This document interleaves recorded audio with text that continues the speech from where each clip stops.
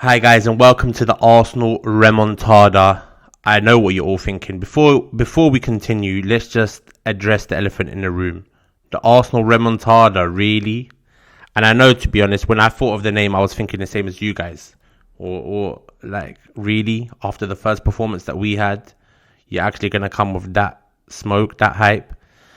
And yeah, man, it's the hope that kills you, innit? I mean, I'm hopeful. And basically, the Arsenal Remontada is a platform for me to share my views on the Arsenal, talk about everything Arsenal, transfers, pre and post matches, and all of that good stuff, and get engaging with the fans. Really, I know it's the right time, isn't it, to be able to engage with the fans. It's not split at all. It's not toxic at all. It's not very extreme at all. So yeah, I thought I'd just put my 2 cents out there. And it's the first episode, so the first time I'm recording one of these. And actually, that's a bit of a lie. I did record for the Brentford game, but I decided not to put it out there because there was too much shouting and anger and vein popping and all of that kind of stuff. All of the stuff that really kind of like shows that when you're riled up and all of that kind of stuff. And I thought, you know what, let me just chill, let me just take a couple of days to kind of like take everything in and understand what happened in the first bloody game, because it was real madness. And yeah, I mean, in that week's time, a lot has happened. Like, since the Brentford game, so much has happened, from finding out that Aubameyang and Lacazette and 4 members of our team had COVID and the game still went ahead. Arsenal wanted to cancel the game. Obviously, the Premier League didn't want to start off the league with a whole COVID situation, so they forced us to go ahead with the team, with a bloody under-23s team. And then obviously the 2 signings of Martin Odegaard and Aaron Ramsdale. So let's start there. I think I want to start. Actually, let's just rewind a little bit. Let's go to the Brentford game and just quickly. I just want to quickly talk about that, because a lot of people will talk about the performance, and a lot of people will talk about the way we performed, the intensity, and all of that kind of stuff. And in a way, I agree. The performance wasn't good enough. We lost our first game. It was terrible, to be honest. Witnessing it, the amount of chances that created, or the lack of chances that we created, was really, really bad. I mean, I know a lot of people will talk about, oh, we don't create chances with Arteta, blah blah. The second half of the season, last season, I would beg to differ slightly. I think we were like second or third highest scorers in the league, and also second or third lowest conceded in the league. So I would beg to differ there. And I think what you'd find naturally, and I think this is the same for the majority of teams and the majority of managers that coach and that manage, what you'd find is, when there's a problem in defense, if your issue is defense, as an example, naturally, if you focus on defense, your attack is going to lack. And that's something that Arteta did last season. He focused a lot on making us difficult to concede goals or concede chances even, and the proof was shown from the amount of goals that we conceded. We had one of the best defenses in the league last season, and to be able to do that with players like Holding and Mari and Bellerin and whatnot, it takes specific tactics to be able to do that. You won't be able to do that while playing expansive attacking football, because then your defense will be kind of like shown up. So there is an explanation as well to the reasons why he has kind of like, maybe the attacking football hasn't been as attractive as it can be. Now, going back to that Brentford game, firstly, the game should have been cancelled. The game should not have gone ahead with 4 COVID positive tests on the day of the game. You know, if it had been like 2-3 days before the game, And you could say that the players have isolated the wave. They've isolated the away. We've done tests on the players again. This, and that. They haven't got COVID. We're sure. Okay, we can go into the game and we're a bit more secure. But that wasn't the case. They literally did tests on the day of the game. That's unprecedented. You can't go into a game while players are thinking, I might have COVID. There's reports, and I'm recording this now on Saturday night. The game is tomorrow. There's reports at the moment that Ben White has COVID. Well, he obviously contracted, and most likely, I don't want to say obviously, but most likely he contracted that COVID from one of the players in the team that had COVID. So not just, so Ben White played last week. So now then you've put at risk the players of Brentford Football Club and the rest of the players of Arsenal Football Club because you didn't want to go into the season with the headline being COVID. But I'm sorry, the health of the players is paramount. The health and the preparation of the players is most important. So the game shouldn't have gone ahead, but the game did go ahead. And then you look at it and you think to yourself, all right, well, the game's gone ahead, but it is an unprecedented team. We had a front four, probably of an average age of 21, 22. And if you take Pepe out of it, it becomes like 19 or some shit. And then you look at our back four, you've got Ben White, who's having his debut for Arsenal. You've got bloody Pablo Mari. And then you look at our midfield, you've got Sambi Lokonga, who's making his debut for Arsenal, 21 years old. Saka, who's just returned from a holiday. Martinelli, who's just returned from the Olympics. Ben White, who started for us, had maybe a week or 2 weeks training, let's say, like not enough time. So when you put all of these contexts, when you put all of these factors and you bring the context into it, you can understand kind of why the performance was so lackluster like it was. It still doesn't really excuse the result. I would still expect us to beat Brentford, but at the same time, context is a wonderful thing, and it really helps you understand the situation.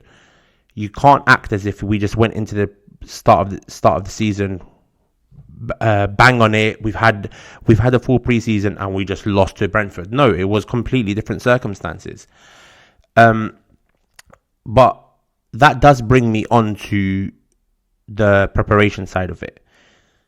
Now, I appreciate we had COVID, kind of like COVID positive tests in the camp. I appreciate that. And I also appreciate that we had youngsters, players coming back from training, all of that kind of stuff. I also appreciate all of that. But we did go into the season underprepared. Now, we didn't have an attacking mid. We didn't have a right back. We didn't have a striker. Our centre mids, Sambi Lokonga is 21 years old. He's never played a Premier League game. He's very raw. Was decent. Him and Xhaka were decent, but they just weren't winning any second balls, and it was just very, very difficult to be able to actually control the game when you've got them kind of performances. And like I said, it's not his fault. He's been thrown into that situation, but he shouldn't have to be in that situation. We shouldn't be relying on a 21-year-old to come and pull it out of the bag in his first game away from home against a newly promoted side with fans back in the stadium after 18 months. It's very difficult circumstances, especially when you add all of that COVID stuff to it. It's very difficult circumstances, but we were here now. But when you look at the things that we could control, the signings and stuff, the attacking mid position should have been done. Now, the attacking mid position and who we got into that position, I'm happy with it. It's not a problem. I'm not cussing Odegaard. I'm not saying that we should have got Maddison over Odegaard or Odegaard over Maddison or whoever, blah, blah. But my thing is you should have, and I'm not privy to the conversations, obviously, but there should have been more pressure to bring an attacking mid before the start of the season. And there's nothing explained it more than the fact that you already knew that Saka was coming back late. You knew that Martinelli was on Olympics at the Olympics. You knew these circumstances, so you had to prepare yourself for these circumstances.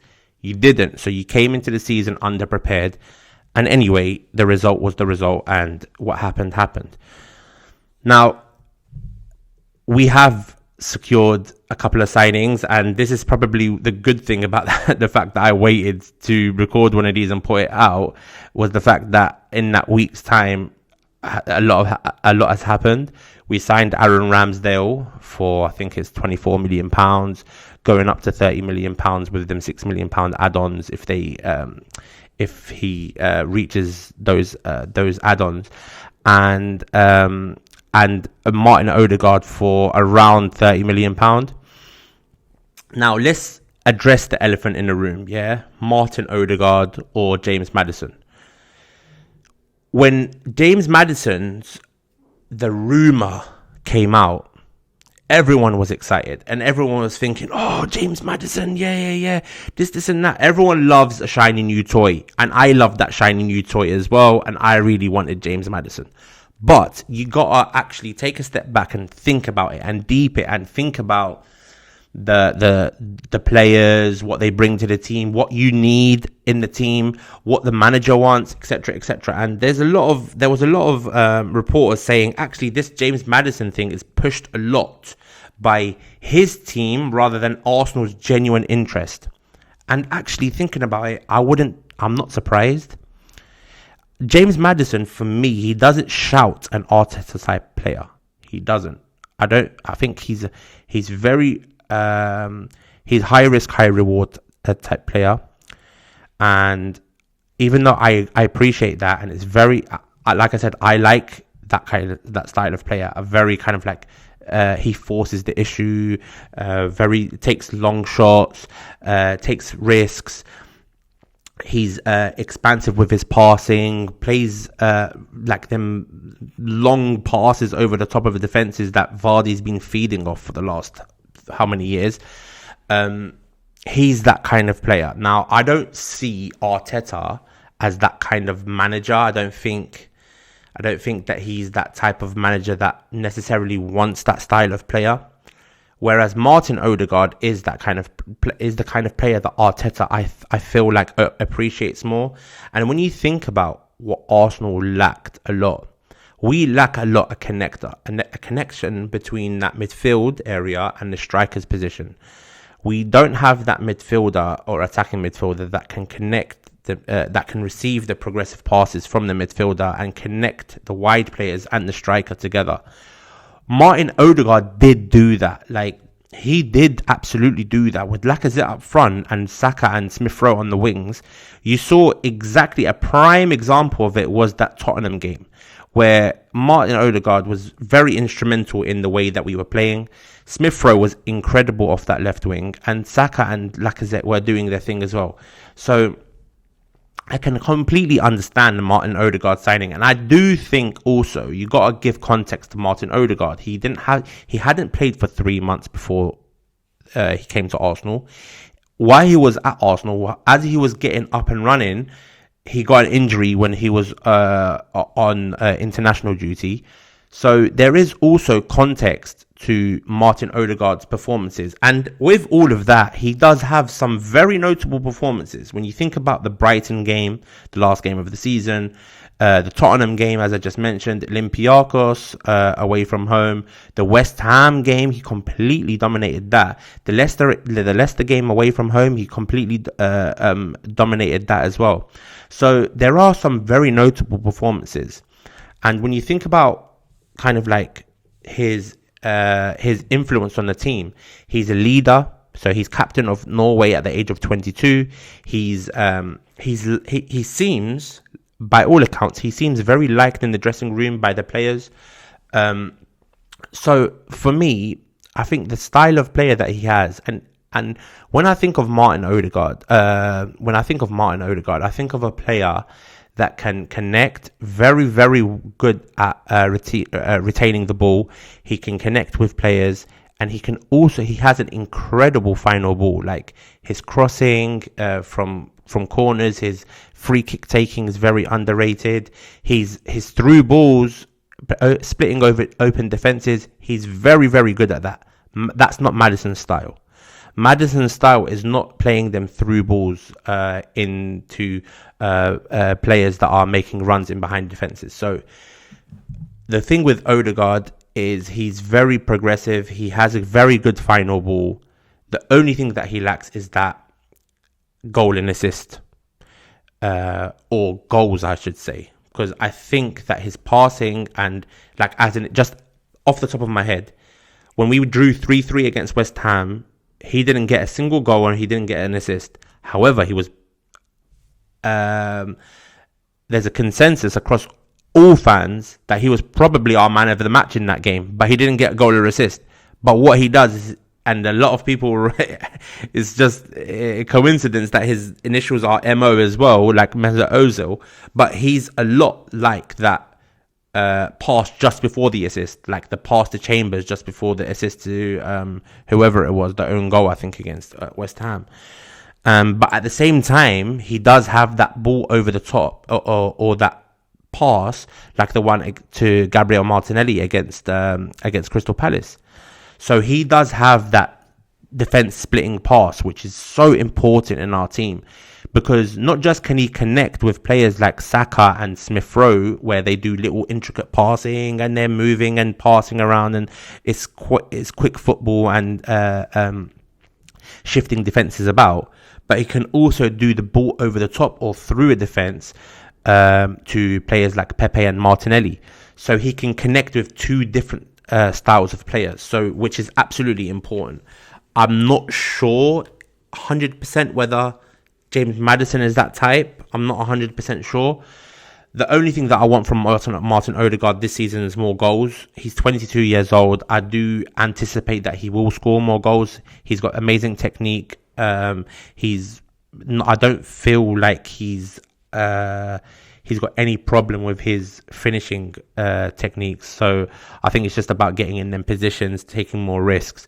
And you got to remember that last time he was on loan, now that it's a permanent move, he may be kind of like more settled, more confident, all of that kind of stuff. So we'll see about the Martin Odegaard and how that ends up transpiring. But to be honest with you, I am extremely excited to see what he's going to offer this season.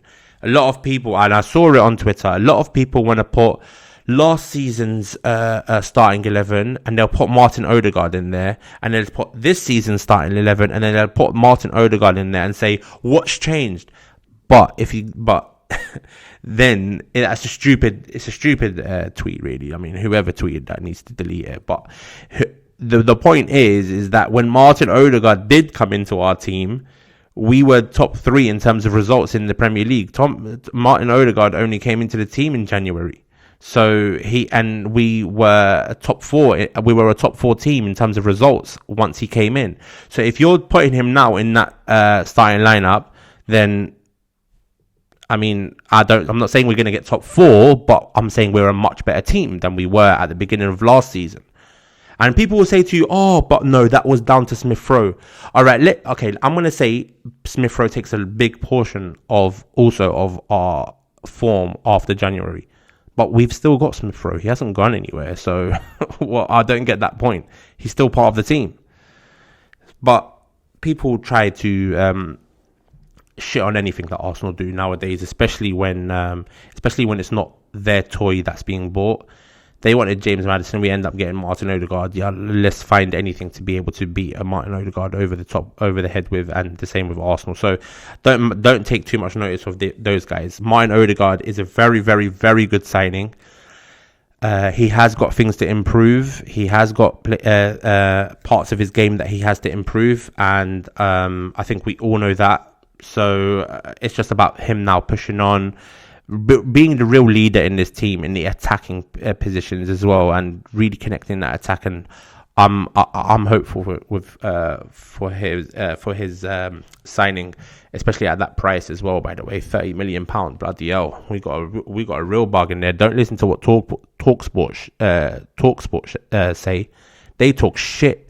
Honestly, Talksport will tell you that Buendia is the best signing of the summer, but Odegaard. So Buendia from the Championship is the best signing of the summer. However, Odegaard from Real Madrid, who came into Arsenal and did really well at Arsenal, is overpriced. 22-year-old attacking midfielder from Real Madrid, who's captain Norway, who have Erling Haaland in it, compared to Buendia, who was playing for Norwich City in the Championship, who got called up by Argentina, didn't make any of their starting 11s or squads in the friendlies, and then got dropped from the squad for the Copa America. This guy is apparently a bargain, but Odegaard is a thing. But like I said, Arsenal and Arsenal's fans have brought this on themselves. We've got a toxic fan base, and they jump whenever they ask how high whenever someone says to them jump. So they lap this shit up, and TalkSport and these lot know it. So it is what it is. But I don't take any notice of what these bullshitters say anyway. Aaron Ramsdale, good signing.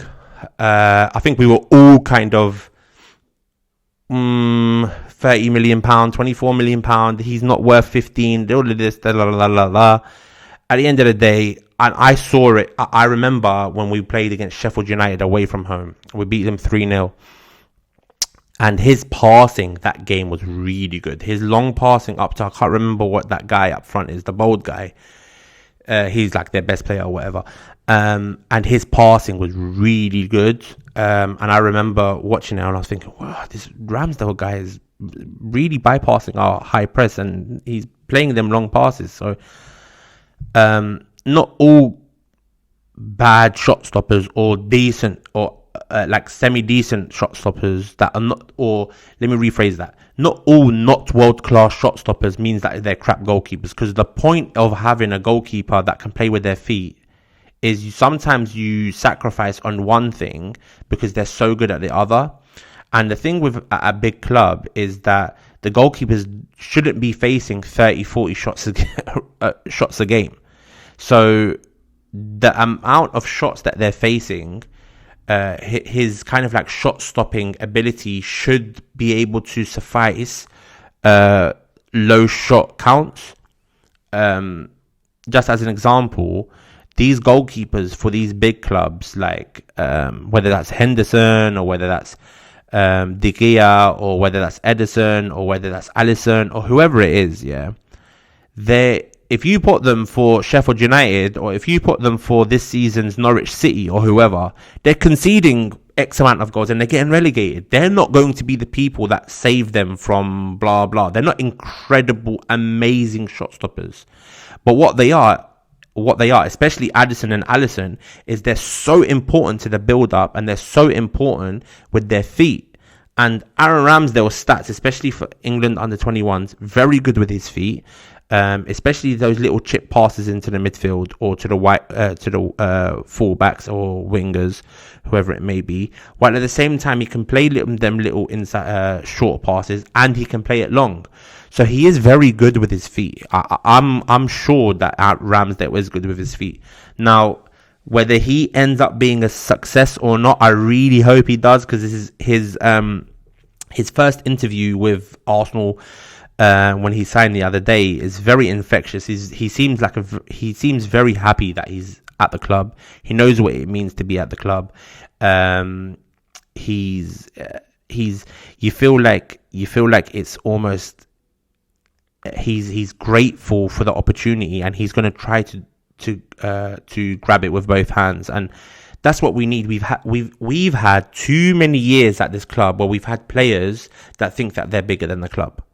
So we need players now that know what it means to know what it means to be at Arsenal.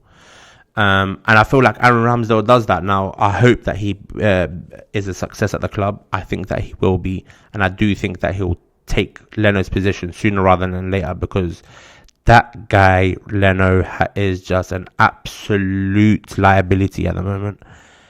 The guy is just. He makes me shit myself, let alone bloody Pablo Mari and Ben White against Brentford. He makes me feel like I'm going to shit myself. He shits himself all the time.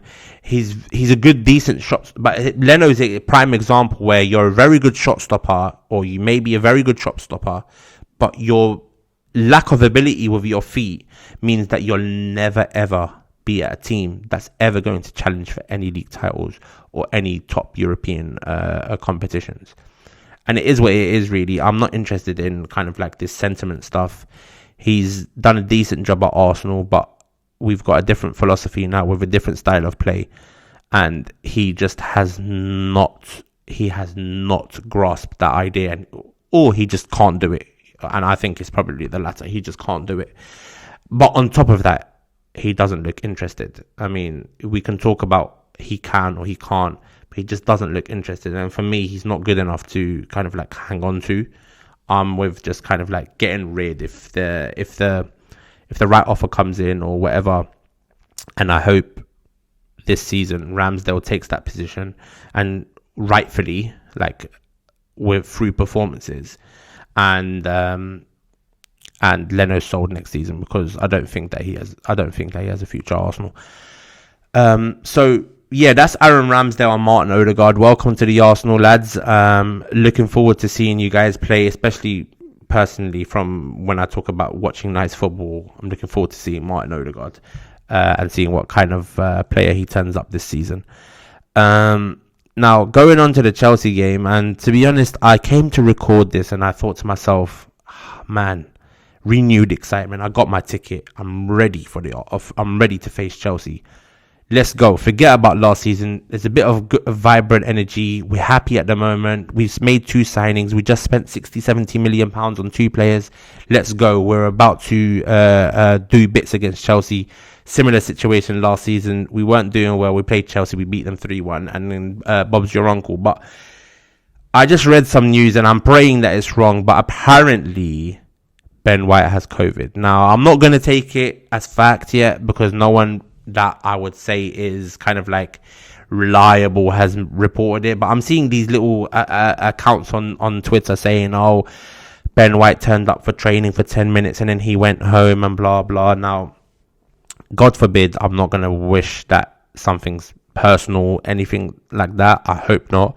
I hope he's just feeling a little bit ill or something like, I don't know, something that's not serious and that won't put him out of tomorrow's game, because honestly, we're back to Holding and Mari, and I was when we bought Ben White for £50 million, I was over the moon that we won't see Holding and Mari for the start of the season, and now we're back to bloody Holding and Mari, and it's just very depressing. And I'm hoping that news is wrong. All my prayers right now are solely focused and dedicated to Ben White's health and Ben White's coronavirus tests, and I'm praying that they come out on the right end of my prayers, because honestly, having Holding and Mari, and it's not just having Holding and Mari after the way that they performed against Chelsea in that pre-season friendly, it's just, man, honestly, I'm just remembering when Holding made that run up into the midfield and Mari came running across, and then Werner and Ziyech were playing around them, and I think we must have conceded about 15 chances, one-on-ones against Chelsea that game. But yeah, man, I'm really hoping that White's fit, because he's going to be very important player this season, especially when Gabriel's out injured. I mean, you just don't have a reliable defender there that you can put your house on and think, yeah, you're going to be able to defend properly or play with the ball properly. So I'm really hoping that he's fit. What am I expecting from Arsenal tomorrow? I mean, it's literally a pick 'em, innit? I mean, when you think about it, yeah. I mean, Arteta must have the worst luck in the world, you know.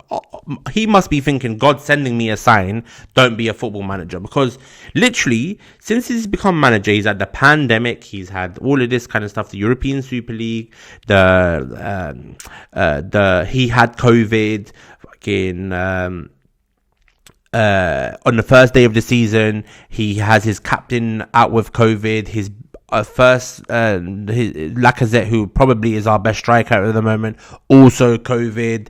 Partey gets injured against Chelsea. His £50 million player last season gets multiple hamstring injuries, even though he hardly ever got injured before that. And then also again, before this season starts, he gets an ankle injury, which rules him out of the first 3 games. And we go in under the prepared. I mean, it's just, he's probably thinking, and then obviously now, if Ben White has COVID, he's probably thinking, okay, no, I literally just bought this guy for £50 million, and so that I don't have to play Holding and Mari, and because this guy's important to do this, and that, and he's got COVID a week after I've bloody just had my captain have COVID, and I just had my best striker have COVID, and all this kind of stuff. He must be thinking, going out of his brain, to be honest, thinking, fucking no, I don't have any luck. And I don't blame him. It is mad, but unfortunately, this is a situation. The business is the business, and he has to react to it. Am I expecting anything from Arsenal tomorrow? I should be, but I'm not. To be honest, let's be honest. Who out of us is expecting anything, especially after that Brentford game? Like I said at the beginning, from the jump, it's the hope that kills you. You hope that Arsenal turn up with the same performance that they did last season against Chelsea, and we do something. But I can also see in the first 5 minutes, Mari and Holding doing some weird, crazy high line, and they have no pace. Holding trying to run around finding someone, and then Werner just running in behind, or Lukaku just running in behind, or Havertz just running in behind, and 1-0 Chelsea in the first 5 minutes. At the same time, I can see us turning up. Like, I can see it. It's not far-fetched. It's not an impossibility. It's not like we've lost to Chelsea in the last season or so and been thumped. And literally in the last 3 times we've played Chelsea, we've beat them, I think we've beaten them 3 times. Yeah, we beat them 3 times. And one of them was at Stamford Bridge when they had to win a game as well. So I don't think it's far-fetched to say that we're going to beat Chelsea. I think it's very possible. But the situation of our squad at the moment, I don't think it allows it. I don't even think the problem at the moment is Arteta or the coaching or the blah blah or anything like that. I think the problem is the situation of the squad. You haven't got Martin Odegaard. You haven't got potentially Ben White. You haven't got Gabriel. You haven't got Partey. You haven't got potentially Aubameyang. You haven't got Lacazette. Saka's just come back from, has had like a week's training. Sambi Lokonga's a brand new signing. So the squad is looking mad right now, you know. Like, it's looking fully mad. This is why I'm not expecting anything. There's main reason why I'm not expecting anything. Not because Chelsea are this superhuman team, because we've beat them a couple of times. We beat them at least when Tuchel was was as a manager, and we beat them when Lampard was as a manager. So it's not like we don't know how to beat them. We do know how to beat them, but the squad is looking nuts. But at the Emirates, fans returning to the stadium for the first time since the pandemic. First home game of the season. A couple of new signings. You never know. Hopefully, fingers crossed, Aubameyang's back as well. So, who knows, man? Who knows? It could go our way. Hopefully, Ben White it's not COVID and he's going to be back for tomorrow. I don't know. I actually don't know. I'm literally just going by the rumours on Twitter. But I feel like if it is Holding and Mari, I think I would go 3 at the back if it's Holding and Mari, to be honest. If it's White and Mari, I wouldn't go 3 at the back, and I would keep it 4 at the back, because White's progressive passing it's very good, and it's good enough, I think, for 4 at the back. But with Holding and Mari, I don't trust their pace to be able to recover. I don't trust their footballing ability, passing from the back. And so I probably would go 3 at the back, and I'd play, what do you call them? Tierney, Mari and Holding. or I'd play Tierney, Holding and Chambers, something like that. Or even if it is going to be at 4 at the back, I'd rather Chambers and Mari, because Chambers is better on the ball than Holding, and he's probably arguably a better defender as well. Because Holding, I have no confidence in him, and no disrespect to the lad, he's fit, he's a good enough lad, but I have no confidence in him, and I would play Maitland-Niles as a right back, because that centre back partnership of Mari and Holding is looking a bit mad. I was hoping that I wouldn't see it. I knew that I would see it at some point in the season. I did not think it was going to come so early and against such a good team. So who knows, man? It could. By the way, these professionals always bite these critics in the arse, innit? And I know that Holding and Mari are probably going to start tomorrow, and they're probably going to put in some monster performance, and I'm gonna be bloody clipping myself on Twitter and shit like that, and just saying how stupid I was to say all of this kind of stuff. But that's just I'm just going on performances and previous performances and all of that kind of stuff, and I really don't want to see it. Like, I'm really not looking forward to it. I feel like they're both really slow. They're both not great on the ball. They're both not very progressive. They both don't. What's the word? They don't engage properly. You don't feel like they engage properly. Like, whenever I think of Holding, I think of that game against Aston Villa and when he was dancing about. And whenever I think of Mari, I think about like that Brentford game when he puts in them little shitty little crappy little tackles. Like, you don't feel like he's forceful. Like, none of these guys are forceful. They're not aggressive at all. So yeah, I'm praying that I don't see it. I prefer to see Chambers than Mari. At least Chambers has a little bit of footballing ability about him. But yeah, let's see what he ends up going with. My issue, and one of the big issues for me, and one of the big misses that we're gonna have, is Thomas Partey. I feel like our midfield is just not going.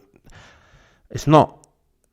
I don't know. It doesn't have the drive that Thomas Partey brings to us. And when you think about, I don't know if you guys saw the Chelsea pre-season game, but in that first, however long Partey was on the field for, I think it was like 40 minutes, he was absolutely incredible in that game. And that's one of the things that hurts the most about Partey's injury, is that he was looking so good in pre-season. Literally, he looked like a Rolls-Royce midfielder. And I think that he will come back and be that, but these are big games, and we need these kind of players to be fit. We need him to be firing, and he would have been so good to have tomorrow, all in all games, but especially after that preseason game. He just looks so good. Legs, being able to take on a man, playing the passes, tracking back, putting his body on the line, all of that kind of thing. So he's going to be a big miss tomorrow, and I don't think I personally don't think Lokonga's ready yet. I don't think physically he looks there just yet. I think he's got big potential, but I don't think he's there just yet. And yeah, I mean, you think about the other players, I don't know, man. I think the Smith Rowe, Pepe, Martinelli, whoever's going to start, Saka, they at any given day they can cause problems, but it's just the back six that I'm worried about. And hopefully my worries are misplaced, but naturally, when you've got that centre back partnership and you've got your best midfielder out and you have no real right back and your goalkeeper shits himself when he passes up from the back, it's not exactly the recipe for an amazing cake, is it? So I don't know, man. Let's see. Like I said, the hope that kills. I'm going for a 2-1 Chelsea. Sorry, let me repeat that. It's the hope that kills, but I'm going for a 2-1 Arsenal. And I'm going to say Smith Rowe and Martinelli are going to score. And I think we're going to concede probably bloody Lukaku or some shit like that. But yeah, man, I'm worried about Chelsea's counter-attack.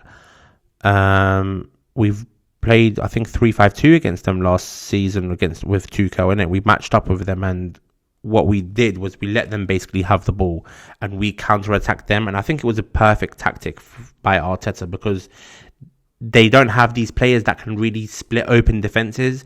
So if you keep strong and compact and defensively compact, then you always have the opportunity to counter-attack them, because they're not very good at kind of like opening up a defense. But if you try going toe-to-toe with them, then it's a little bit difficult. Or if you try not going toe-to-toe, but if you try controlling the game, it becomes a little bit more difficult, because they have very, very good counter-attacking players. When you think about Werner and Havertz, and I know Pulisic is injured, but even players like Kovacic who can get up the pitch very quickly.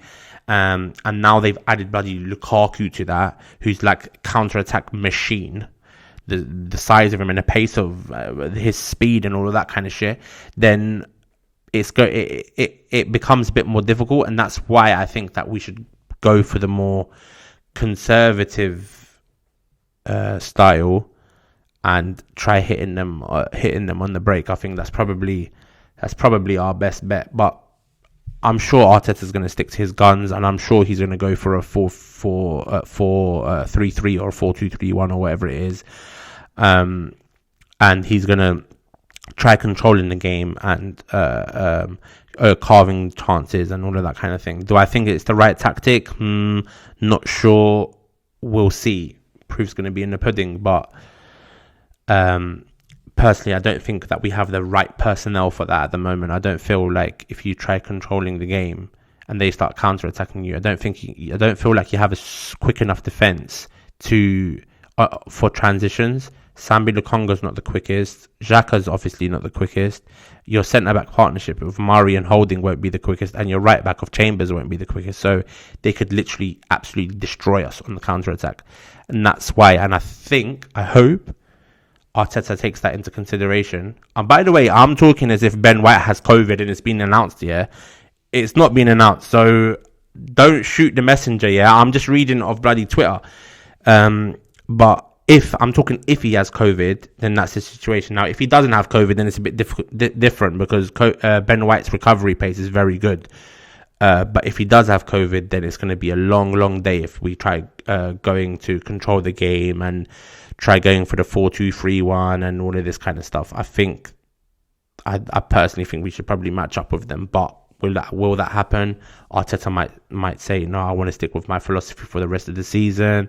This is how I want to play, and he might just go with it. But anyway, I'm going 2-1 Arsenal. Smith Rowe and who did I say? Martinelli as the goal scorers, and probably someone like Lukaku or Havertz for them.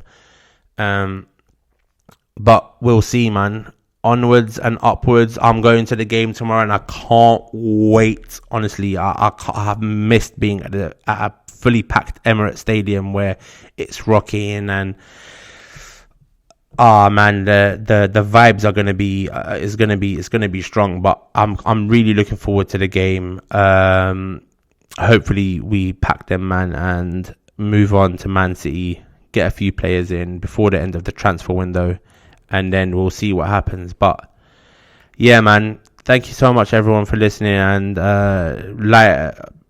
like and subscribe, and let me know in the comment section what you guys think. Would you match up with Chelsea, or would you go for the philosophical way of like whatever your philosophy is, or 4-2-3-1 for Arteta, or 4-3-3 or whatever? What would be your centre back partnership? Would it be would you go for a 3 at the back, or would you go for, if it is your 2, then would it be Holding and Mari, or would it be Chambers and Mari? Let me know, man, and yeah, I'll speak to you guys after the game. Hopefully it won't be a neck popping, vein popping, vexed post-match podcast, but let's hope for a positive result. Thanks, guys. Peace.